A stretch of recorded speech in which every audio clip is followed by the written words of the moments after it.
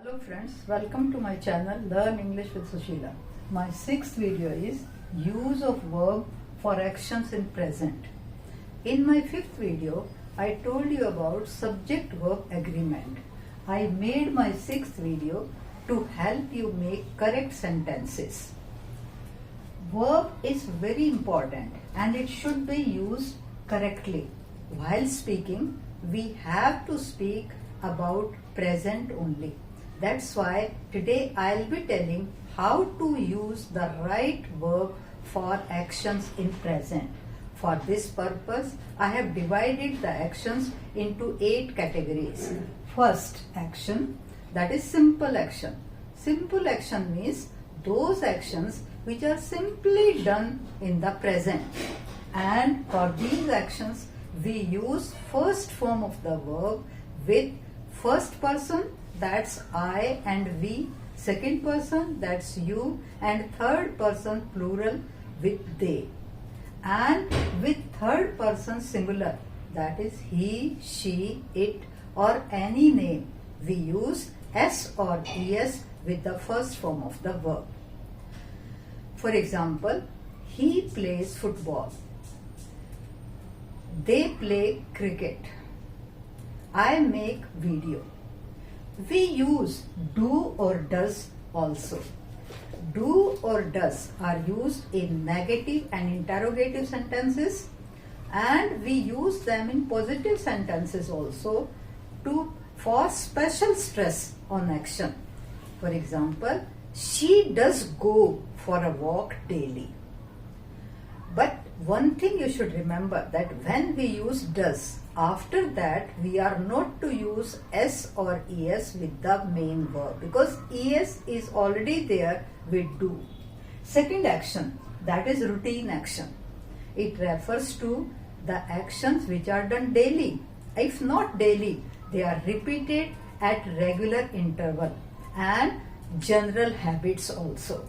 And here also we use the same first form of the verb and S or ES with the verb for singular. For example, he goes for a walk daily. We use daily or every day for routine work. Same way, she gets up early in the morning. He likes milk, that's why he drinks it daily. Next, third action, that is all time action.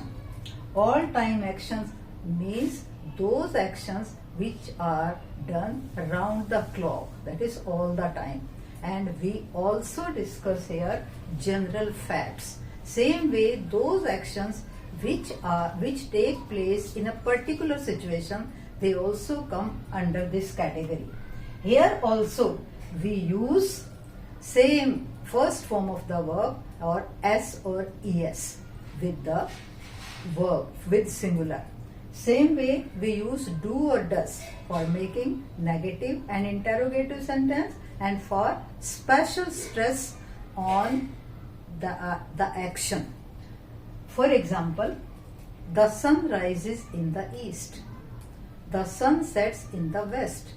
The earth goes round the sun. And same way, situation, when mosquitoes bite, malaria spreads. So this way we can use the verb for the third category. Now fourth category, that is fourth action, that is continuous action without mention of time. Here time is not mentioned, but those actions which are going on at the time of speaking or to express that continuous activity, we use is, am, are. These are the helping verbs which are used.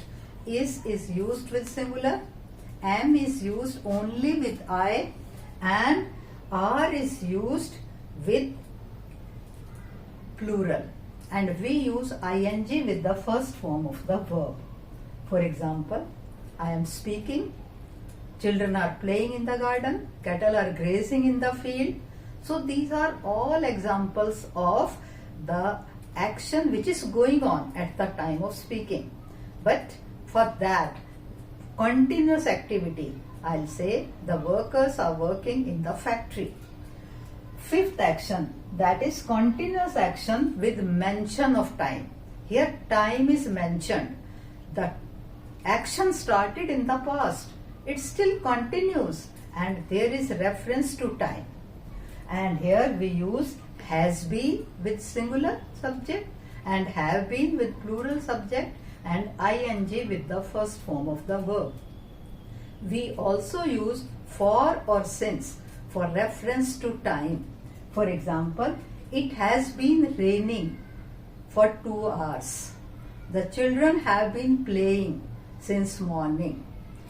And the workers have been working in this factory since 2015. So, where to use for or since? For is used with period of time like 2 days, 3 months, 4 weeks, 5 years. That is period of time, and with this period of time we use for. But with point of time like since morning, since 2 o'clock, since Monday, or since 2010 or since 2020.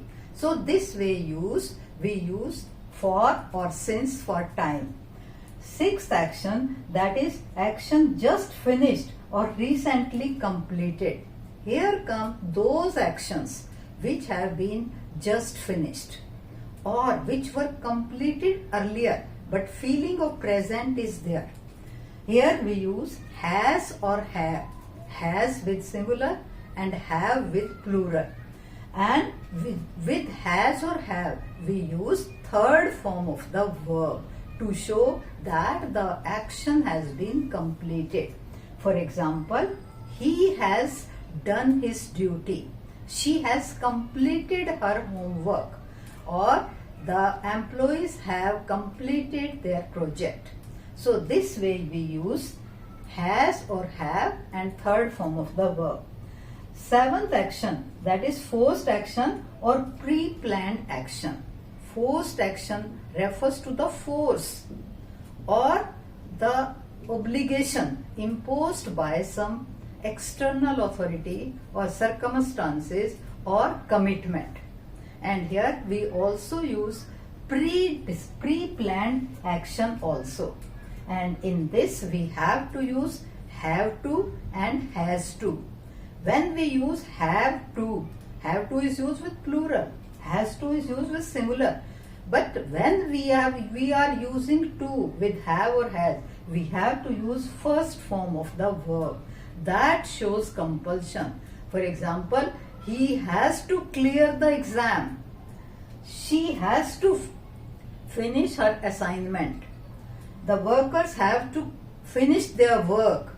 So that is obligation. Now how pre-planned action? So I'll be telling, just for example, sorry, I can't be with you, or I can't spend time with you as I have to take the class. That is pre-planned.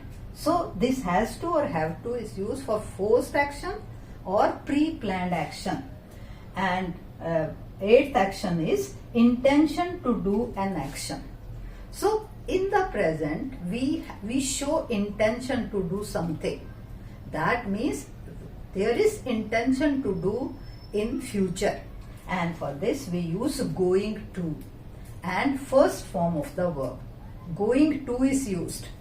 Although going, you will be thinking that it's used in continuous actions, but when we are using going to, after that we use first form of the verb, and there we use first form of the verb.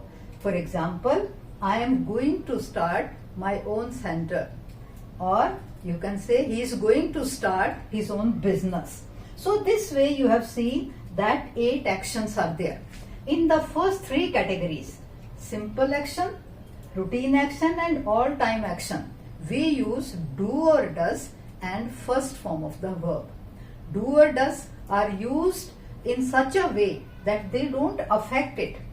First we use do or does in interrogative and negative sentences, and in positive sentences we use do or does for special stress on action. So these 3, their same verb is used.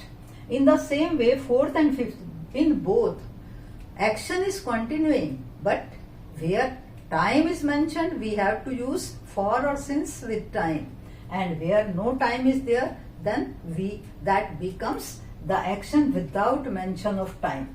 Same way, in sixth and seventh action, that is action just finished and forced action, we use has or have. But difference is there that in sixth action, where the action is just finished, we use has or have and third form of the verb. But where forced or pre-planned action is there, we use has to or have to and first form of the verb. And you have seen two ways how we have used has or have. But one more way is there. If we want to show our possession, we use has or have, but there no verb is used. For example, he has a car. Same way, if we want to show relationship, then also we use this has or have. She has two brothers. If we want to offer something, then also we use have. Please have some cold drink. If we want to show our experience, then we use same. I have this much experience. So I can say that has or have, they are used differently and the meaning changes. That's why I have made the categories of the actions. Now I will be giving you example of clubbing these categories together. For example, first I give you, he does not like milk, but for his health's sake, he has to drink milk. So he drinks milk daily in the morning and at night. Same way, next, she doesn't like medicine, but for her illness, she has to take medicine. That's why she takes medicine regularly. Same way, I give you one more example. The child does not want to go to dentist because he is afraid, but for the sake of his teeth, he has to go and he goes to the dentist regularly.